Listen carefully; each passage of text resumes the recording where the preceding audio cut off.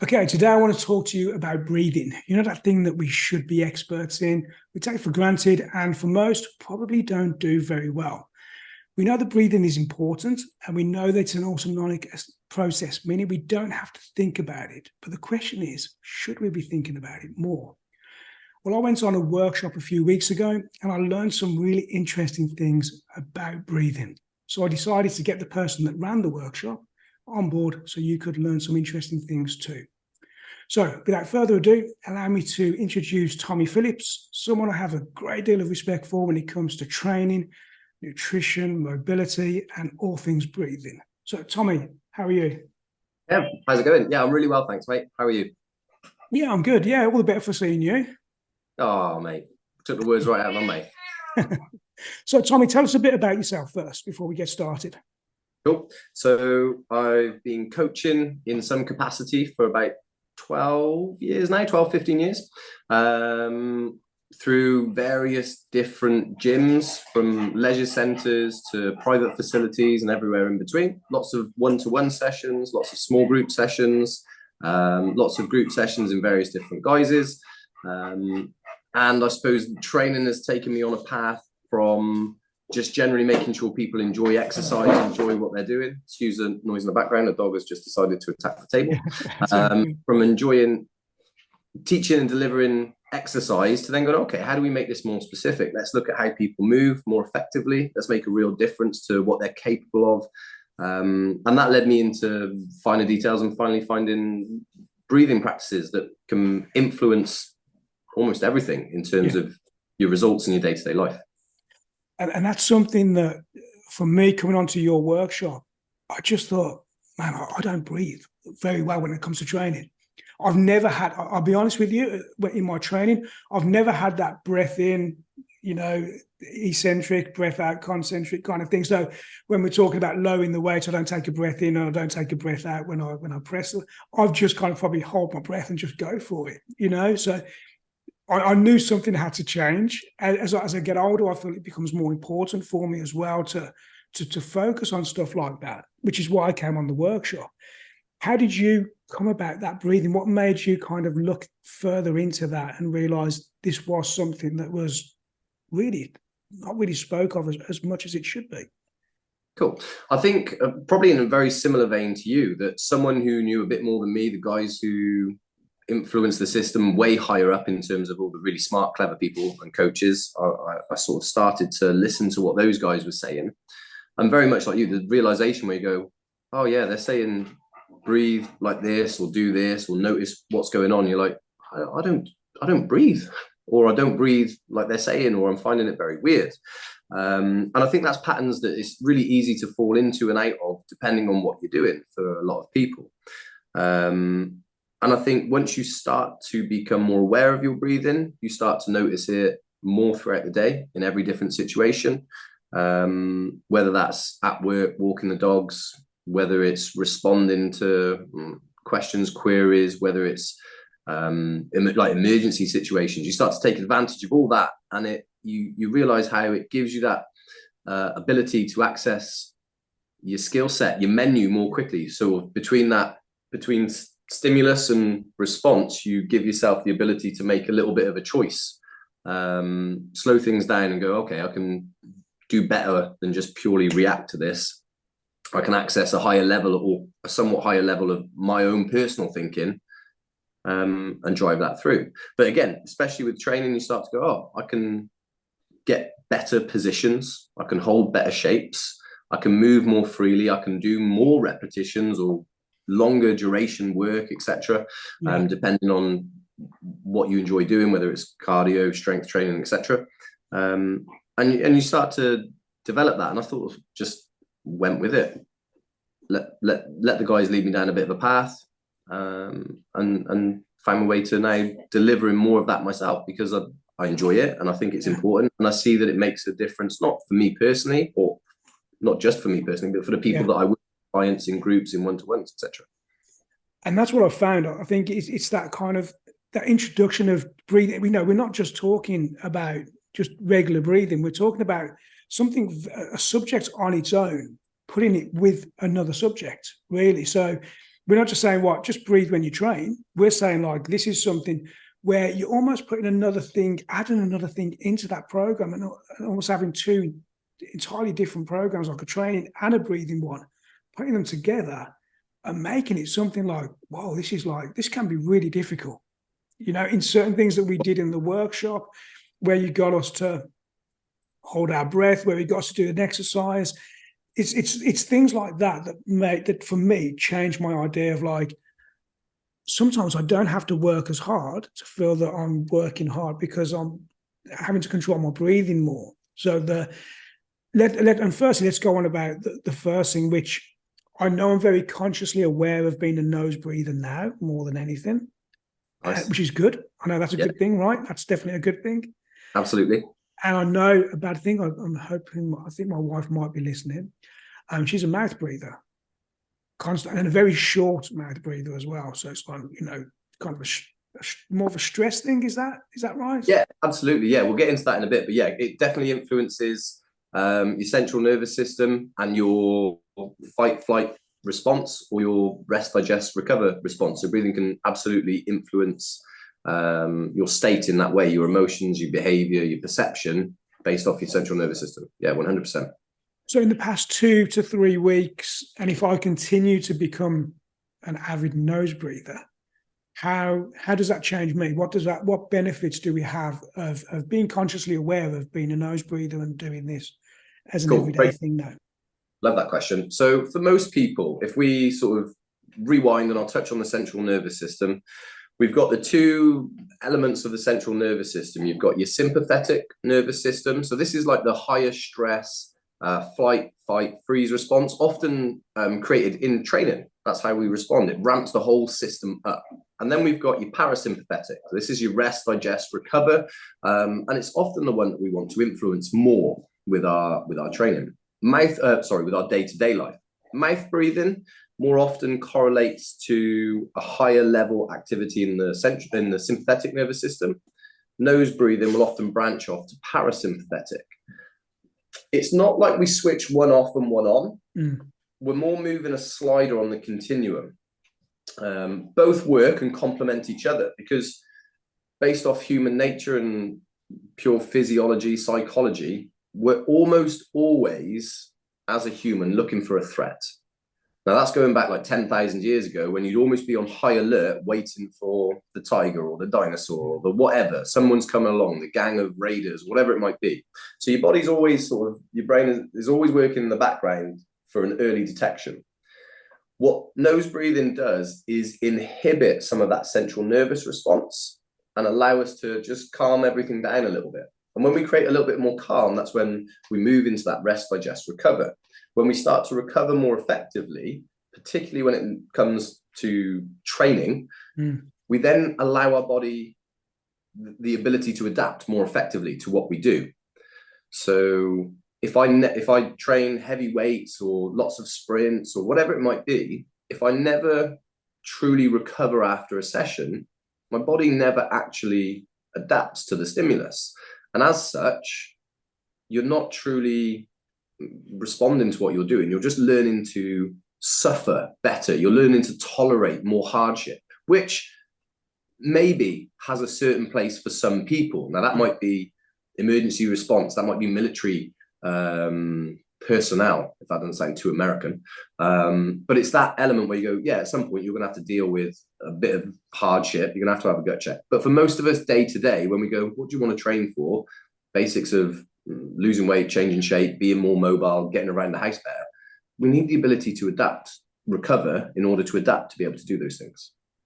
So are we benefiting from that not only quicker, so that's just more efficient in every way? Yeah, 100%. As far as so that's something that we should be working on in every session, not just being conscious of every session and trying to adapt in that. Yeah, absolutely. I think for most people, most of the time, nasal breathing is the key to better results, to feeling better, to moving better, to better everything. But that's not to say that mouth breathing is bad. It just means that we need to use it when it's appropriate. And overusing it, which most people do most of the time, is what leads to longer term problems potentially.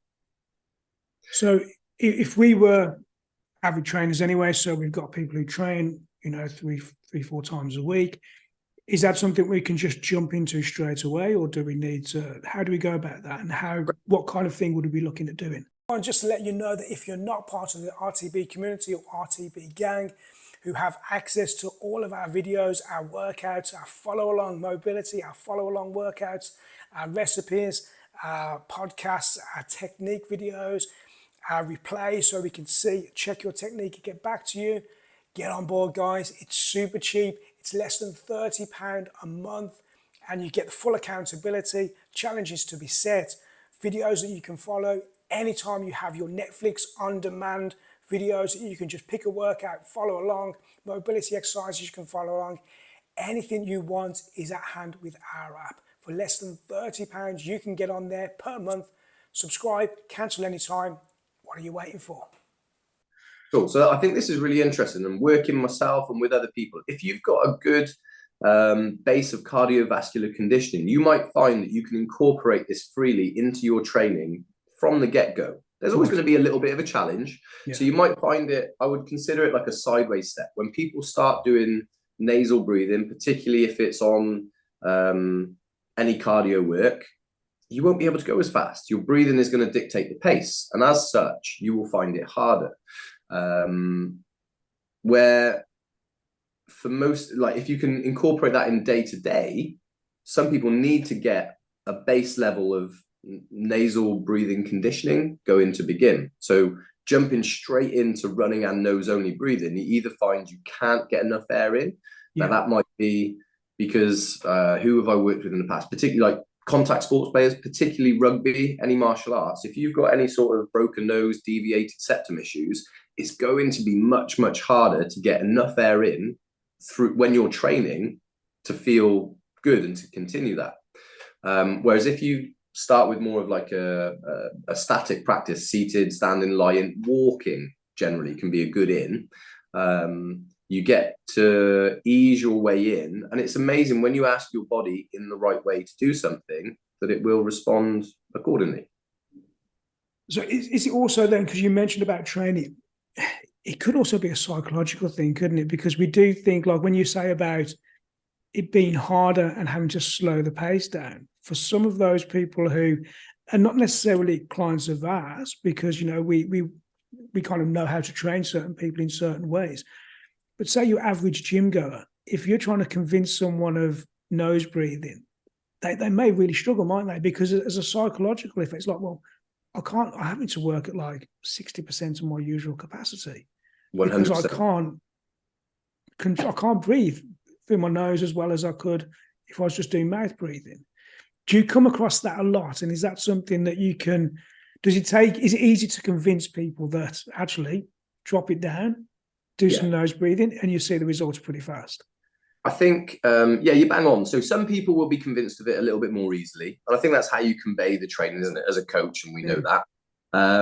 But I think, if we took, let's use an example, like a park run time. If people are used to mouth breathing or whatever kind of breathing when they run, and then you shift them to nose only breathing, and they've got to the point where they're going to go, okay, I'm going to do my park run nose only. They will, likelihood initially, be slower, and quite often significantly slower. Because they have to. They're more aerobic in nature. They can't take as much air in at any one point. And it's initially, in the short term, harder to transfer around the body. Body's working in a different way. A bit like when we tried new training techniques in the gym, weightlifting. Initially, you go, I've changed my technique slightly and I can't lift as much. Exactly the same thing there. But I think what people experience longer term is that it becomes much more comfortable, much more natural. The brain, as a organism, we respond to what's good for us, and we respond to what we should do more naturally. And if you can feed that in and interrupt established patterns that perhaps aren't as good as what they are, your body's going to respond in a positive way. So once you've learned to nose breathe and you've incorporated it into almost like practice workouts is the way I would think of it. You can practice or you can train. Training, you're probably going to default, like at the harder end, you're going to default to what you're most familiar with in terms of the way you breathe. Whereas when you practice, you give yourself a little bit more space to go, okay, I know what I'm doing here. I'm trying to control it. I'm not looking for the intensity in the same way that I'm used to, but I'm looking to develop that. And you can work at really high heart rate percentages, really high, really, really high, like 90+% of your max heart rate by breathing through your nose. And does it take time? Yes. Is everybody different? Yeah. Some people will nail it and just go, oh, I'm a really high level responder to this. Yeah. Other people, it's going to take a bit more time, but everyone will benefit from it in the end. So could we say that for some, we could do like a warm-up of nasal breathing, so whether that's cardio, whether that's a warm-up into our working set, and then our working set becomes a nose and mouth or mouth breathing, just to kind of, and using those warm-up sets as a practice, maybe. Is that something that you could do? Absolutely. So I think what I would start playing around with, if you're more of a weightlifter, if you're in a strength training session, I would look at where you can, recovering between sets by using nose-only breathing. So generally you're sat, you're a bit more still, and you try and draw your breathing back to nose-only. And that's a great way to increase the efficiency of your recovery, to maintain, and we'll talk about that in a bit. If you want more the chemistry of your body, it influences that in a positive way. If you are a cardio-based person, you might incorporate nose breathing initially in your warm-ups. So as you get moving, the first 5-10 minutes, you go, okay, I'm going to work on this. I'm going to be a bit slower, but that's okay. That's no bad thing. And if you've got a bit of a mixed session, depending on what you can compete in or train for or do or enjoy, warm-ups could be a good place to include that nose-only breathing. So just build rather than trying to blanket everything, which is tough and can often draw your attention away from working hard initially, you just include it in small elements. So short elements. Warm-up's a great place. Recovery between weight training sets is a great place. You might include elements of it as in your finisher or your conditioning work at the end. And that's a good way to start to introduce it, become familiar with it, and start to understand how you respond to it. Yeah, because I think sometimes, like with my personality, I'm an all or nothing, so I will go one way or the other, and I think it's quite hard when you do that, because you fail quite quickly as well. Oh yeah, for sure. You can jump both feet in, but then you just realise that you can't actually swim, and that's an all or nothing really. That is what I tend to do. So for me, I've really had to. I've tried to not overcomplicate things. So I'm focusing on my breathing more when I train now. I'm probably not getting it right 60% of the time, but I'm focusing more on it. So I know, because it's kind of, you're consciously fighting with the unconscious, aren't you? You know what I mean? It's that thing of like, God, I've got to get my breathing. I've stopped breathing, or I'm back into my pressing and holding my breath again. And for me, that was quite hard to do. But what I do notice now is when you talk about recovery, like you mentioned on that recovery, can you go in a little bit more into depth about the recovery, of the benefits of recovery in nose breathing as well? Yeah, absolutely. So in short term, let's think recovery in a session. So when you're recovering between sets of work, or when you're recovering between intervals, when we recover nose only, we force the body to retain more oxygen within the muscles. So when we train, whatever we do, and just day-to-day, cell respiration means that carbon dioxide is produced by muscles. When we breathe in, oxygen travels in, gets taken from the lungs to the heart. In that bloodstream then, the oxygen cell attaches to a red blood cell. The red blood cell carries the body to where it's needed, to the working muscles.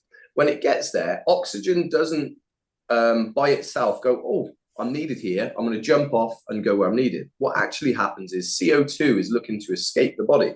So the CO2 sees the red blood cell traveling around with the oxygen, jumps from your muscle, that's simplistic, jumps from the muscle to the red blood cell, and the oxygen then has a free place to go. So we want to maintain as much CO2 within the body as we can. When we breathe through the nose between sets, we breathe out slower. We breathe out slightly less because it's a narrow diameter versus dumping and breathing it out through your mouth. We retain more carbon dioxide, and as such, we give our body the chance to use the oxygen within the bloodstream. And that's something called the Bohr effect. Another way to think of this is the flip of that when we get rid of lots of oxygen very quickly. So when we're breathing through our mouth, we can take a lot of air in, not always with it a lot of oxygen, but we very quickly expel large amounts of CO2. So what happens is that red blood cell, all the red blood cells traveling around with oxygen in the body are not doing anything because there's no CO2 to create the switch. Now, if we think of this in high anxiety situations, panic attacks, if anyone's familiar with them or has seen people have them, there's the classic of, okay, if someone's having a panic attack, one, we want them to slow down, but the old cliche of breathing into a brown paper bag helps people recover faster. And that's true because when we're putting the brown paper bag over your mouth, that is catching large amounts of CO2. So as you then start breathing that back in, CO2 travels into the bloodstream, into your body again, and that allows that gaseous exchange, that cell respiration to take place more effectively. And then you can actually use the oxygen. So it's very easy. Like most people who have a panic attack feel like they're short of oxygen. They're not. They're in a really highly oxygenated state. Wow. They just have no CO2. Yeah. And that's the thing that we need to get more of. So when we recover between intervals of cardio work or between sets, we maintain more CO2 in the bloodstream, in the body, and that allows us to use the oxygen more effectively. So that's in that training session. When we go to outside of training's completed and we've got a day off or whatever it might be, that's when we're looking to take advantage of how nasal breathing influences your parasympathetic nervous system, the rest, digest, recovery system. Because if your body doesn't feel like it's able to recuperate, recover, then it's not going to adapt positively. So another way of thinking about this is if you're someone who trains early in the morning or perhaps late at night, you go through your session, we want to make the most of it. We're ramped up, with high energy. We finished with normally something fast, something furious, and sprints on an assault bike or a little bit of complex work or whatever it might be. And then you're like, right, I'm really busy. I've got to get off, either back home or shoot off into work. And you're in the car and chances are you jumped in the shower real quick, you're walking down the stairs, and some people, and I've seen it, and you've probably seen it too, are still huffing and puffing walking down the stairs because they've got to crack on because human life is busy and we've got things to do and places to be. So they're driving in the car and they're still huffing and puffing post their training session. Then they get to work or they get back home and they're dealing with the kids and the dogs and the extra work call and the thing that they weren't expecting. And can you pick this up from the doctors? And oh, did you forget to pack this? And bloody hell, I forgot that thing.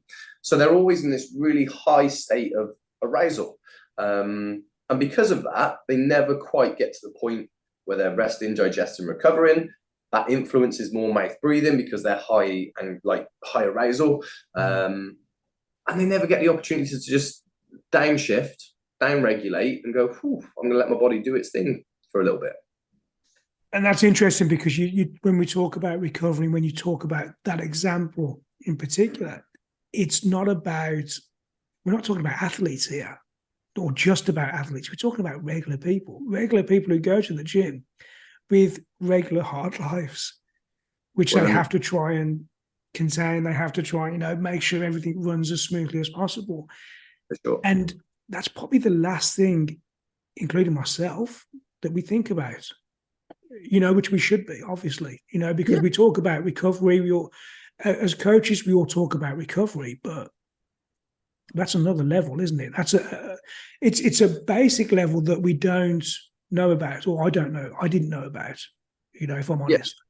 Yeah. I think we've all gone through stages. Like I know I've been the coach that you want to maximize people's time within the session. And there's an element of feeding into what people want and what people perceive as a good session. You know that if at the end of the session, they're getting out of breath and they're doing 3 lots of 30 seconds on an assault bike, they're going to turn around and go, oh, that was tough, but it was so good. Versus if you just finish doing a set and a little bit of mobility work at the end, they go, well, yeah, it was all right. Yeah, fine. Yeah. And it's not the same perception for a lot of people. So I think the industry as at large could do a better job of not always pandering to people. You've got to give people what they want, but you've got to make them aware of what they're doing, haven't you? And I think as we all go through that coaching journey, you go, oh yeah, exposure to stuff like this, you go, yeah, we need to give people the opportunity to get control of what they're doing in order to recover more effectively. So if there's little techniques where we can do down regulation and just recover briefly after a session or recover perhaps in a quicker way after a session to use our breathing to down regulate, so much the better. And the same way for those who work first thing in the morning before they dive off into work, or for those who train later at night. Like I know I train in the past late at night because that's what my day dictates. And then you're led there at 12:30 at night, 1 o'clock in the morning, just going, Okay. training session at 9 o'clock really has done me some favors here, isn't it? I've been there. On probably the most restorative thing in your life, which is sleep, isn't it? So yeah, definitely been there for that.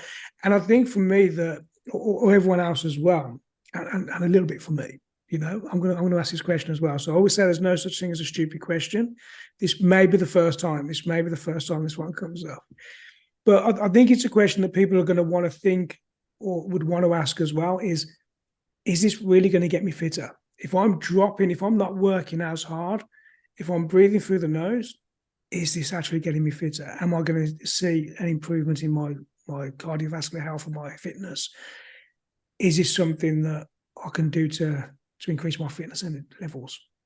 Good question. Yeah, I think that's a brilliant question. And I think it's something that a lot of people will look at. So in the short term, in the long term, absolutely. In the short term, it will feel like I'm not doing as much for a little bit. If you stick with it, you will get better. So we know that breathing, of any different way you breathe, can influence your state, so your emotions, your behavior, your perception of what's going on around you, your mechanics. So quite literally, your body shape and your bone shape can be influenced. And this is really prevalent in rib cage position, so where people sit, and the shape of rib cage. If you've ever known anyone who's very anxious, very fretty, they tend to be a little bit more dominant with their chest breathing due to mouth breathing, so shorter, shallower breathing, and rib cages tend to sit higher, more elevated, and diaphragm works less. Now, that's massive in terms of what your body can do, the positions it can achieve. When we think about weightlifting, that's breathing, bracing effectively. When we can breathe through your nose, all of a sudden we've got better diaphragm function. And that allows us to breathe, brace, hold, transfer more air, oxygen in, shuttle it around the body more efficiently. So your strength training absolutely improves. Your recovery between sets and sessions for strength training improves. Your cardiovascular ability will massively ramp up. But there is that element of, like, I will always describe it as a sidestep. Initially, it's a sidestep. Don't think of going backwards because you're retraining, you're relearning. But 100% people will improve from it. And again, it's picking the right breathing for the right demand at the right time, and then being prepared. If you want the results, do the work. Yeah. If you don't want the results, no work necessary. Yeah. And I guess it's that consistency, isn't it? It's that, if you're more consistent with this, you're going to see those results much quicker. Yeah. And it's how much you want it, and I'm sure when you were speaking about, the change of the rib cage and the posture, I'm sure everyone watching or listening has just suddenly started to sit up a little bit more, and again, it's becoming conscious of it, and be reminded of this maybe because I'm hoping that we're going to split this up into some parts. So it gives people a chance to constantly be reminded as they go along, because it's something that we need to practice on a daily basis. It's something I've been practicing since the course, and it's something that I need to continue to practice as I am now talking. When I'm listening to you, I'm breathing through my nose. When I'm training, I'm starting to breathe through my nose more. I still find it hard. I do find that difficult, but I know that, I think I said to you, so just not long ago, when we arranged to do this, I said at one point, I've actually been thinking about you while I have a shower. And I didn't mean that in the wrong way. It probably came out wrong. But it's that kind of that nose breathing, when you go up, it's that having that cold shower is that immediate response, kind of like that. Yeah. And I was trying to control my breathing much faster, like trying to recover much faster, if you like. And it's things like that, things that it just makes me think about it more. And that's why I love the course so much. And that's why I'm raving on to other people about the course. And that's why we can't give away too much, because people need to come onto your course to see you in action, to learn this kind of stuff more.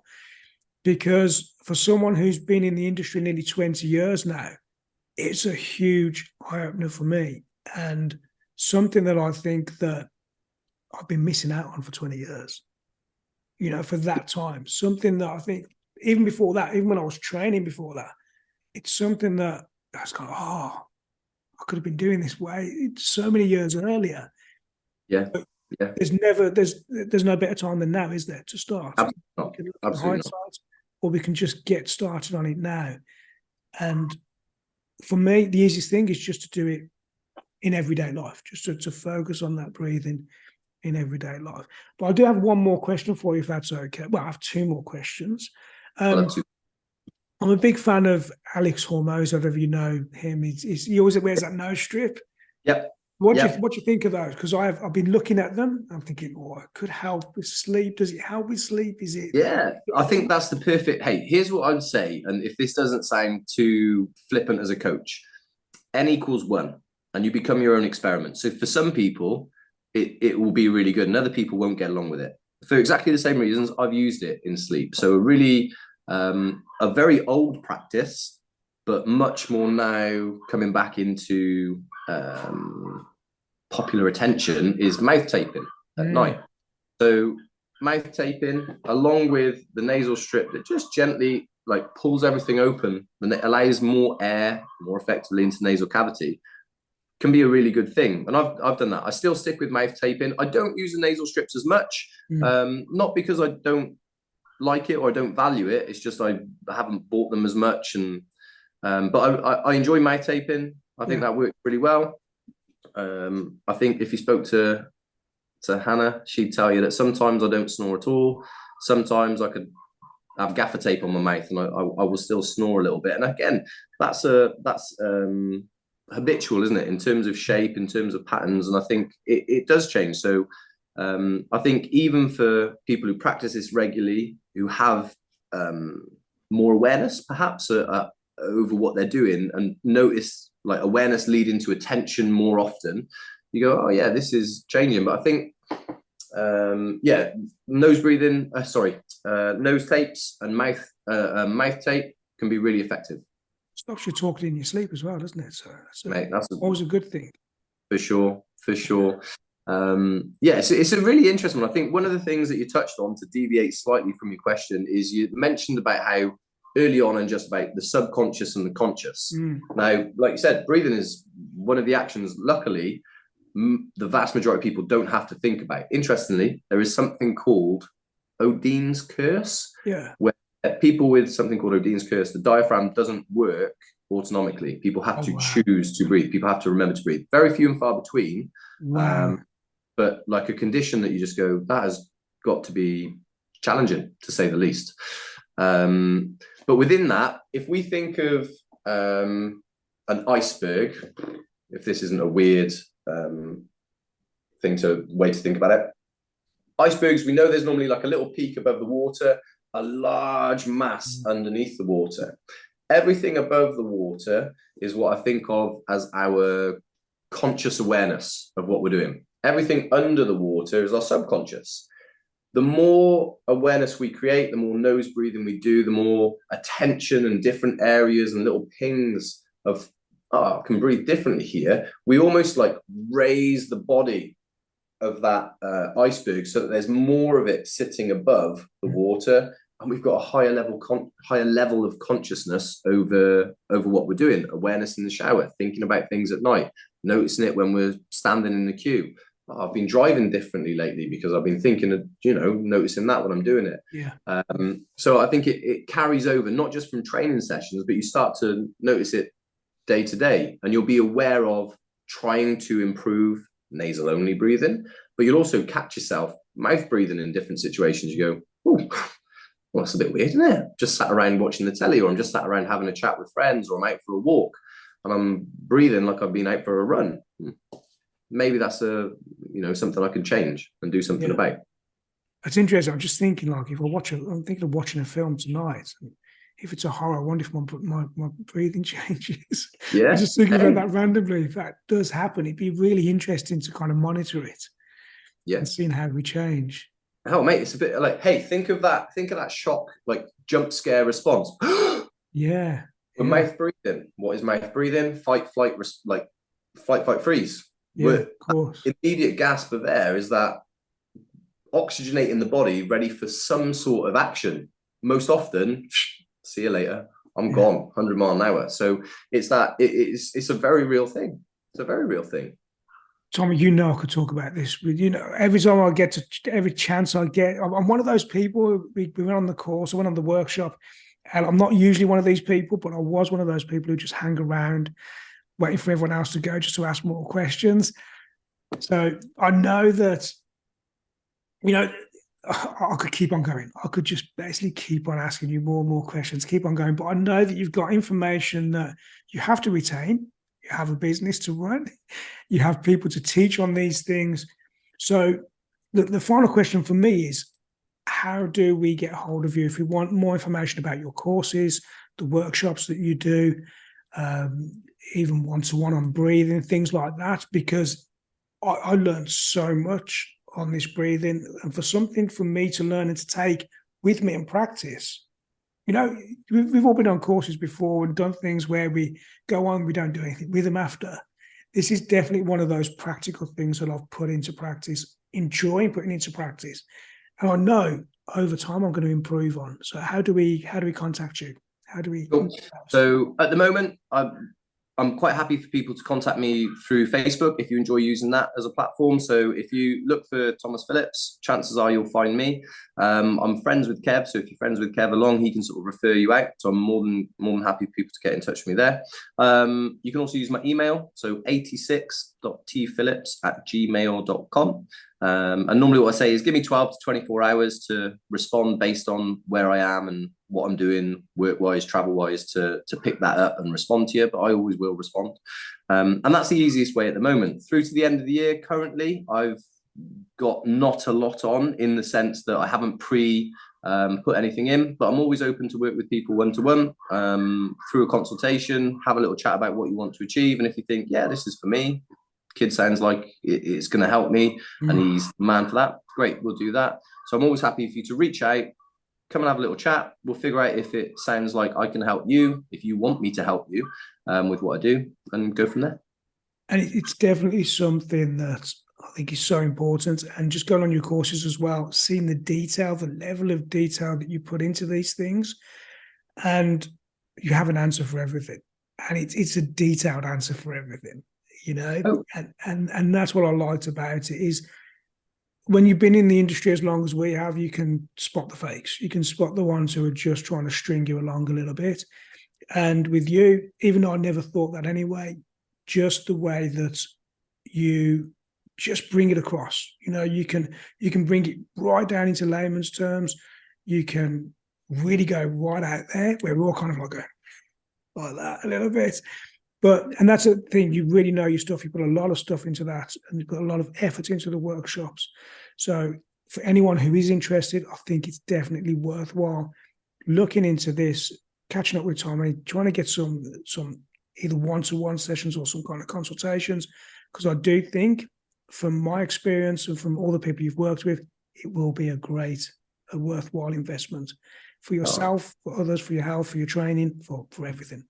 Massive. Appreciate that, Kev. Yeah, I love that. If that's and hopefully for anyone who hears that, that's how I try and make people feel by the end of it. Just give them that sense of, wow, yeah, I see what this is. I've got some level of understanding and I can go away and work on some stuff instantly. I can fit this into my life. So, I'm sure we'll speak after we finish this recording, but in terms of the future, obviously we haven't gone through any techniques and drills and skills, but I would 100% come back with you and give you guys and you some skills and drills on this that you can go and use, implement in your everyday life, implement in your training, stuff that's really simple and gets you results. Oh, Matt, I'm going to take you up on that. Ah. Tommy, thank you very much for your time. Thank you for coming on board. Thank you for everyone else who's listening as well. Please like, share, comment on all of these things. We want to try and get this message out to everyone, really, so everyone can benefit from this kind of training. For definite, this could be a part 1, 2, and 3, and maybe a part 4, 5 coming up by the sounds of it. Yeah, for sure. I reckon we can stretch it. Fantastic. Thank you very much, mate. Thanks for your time. Welcome.